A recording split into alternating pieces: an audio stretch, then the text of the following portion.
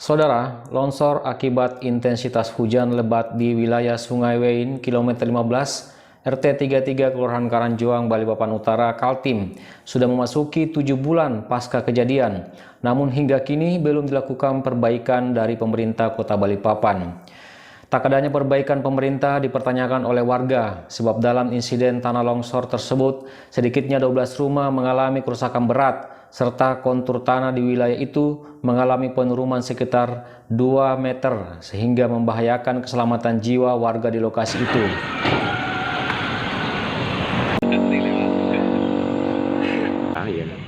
Itu memang sudah ada tanda-tanda. Jadi longsor ini bukan kok sekali begitu jalan itu, enggak. Dia itu pelan-pelan, kalau ada hujan langsung turun. Ya dah. Nah, ini dampaknya mulai sebelum puasa sampai sekarang ini. Nah, masalah penanganan banyak. Bapak-bapak dewan maupun sering datang ke sini. Keluar masyarakat khususnya saya yang sudah tertua di sini, ya kan. Khususnya cepat-cepatlah ini dikerjain. Karena apa? Masalah jalan ini bukan kok jalan ibaratnya kampung, ya kan? Jalan protokol ibaratnya seperti Pertamina, ya kan? Seperti amunisi, kebun raya, hutan lindung, apalagi makam terpadu, ya, untuk kompleks seluruh Balikpapan jalannya untuk ini deh. Jadi masyarakat kita ini minta secepatnya masalah jalanan ini cepat dikerjain. Warga khawatir kondisi longsor yang tak terperhatikan itu akan menimbulkan risiko bahaya lebih besar lagi. Pasalnya, jalan longsor yang merusak 12 unit rumah warga tersebut merupakan akses jalan utama menuju sejumlah lokasi penting di Balikpapan Utara seperti kebun raya, kantor produksi Pertamina, gedung amunisi, dan pemakaman umum warga. Nah, ini seperti Pak Amri di akses warga. Kendaraan yang melintas di akses jalan longsor itu juga adalah merupakan kendaraan berat seperti tronton dan truk raksasa yang memiliki beban berat yang sangat besar. Pertama saya adalah Dapil Balikpapan Utara.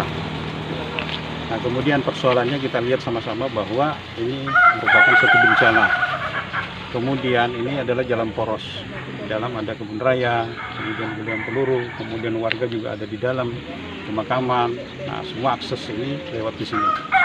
Harapan kami Pak Camat yang baru ini segera memberikan suatu masukan pada saat coffee morning kepada pemerintah kota bahwa ini sesegera mungkin tidak bisa dibiarkan. Ini sudah 7 bulan. Kemudian kita lihat dengan curah hujan di Balikpapan ini semakin hari ini kelihatannya sangat tinggi, dan setiap hari hujan itu terjadi satu pergeseran. Di sepanjang jalan ada sekitar 12 kakak ke rumah, kita melihat semakin bergeser. Nah, kalau ini dibiarkan atau terjadi satu pembiaran, ini tanda tanya bagaimana nanti warga.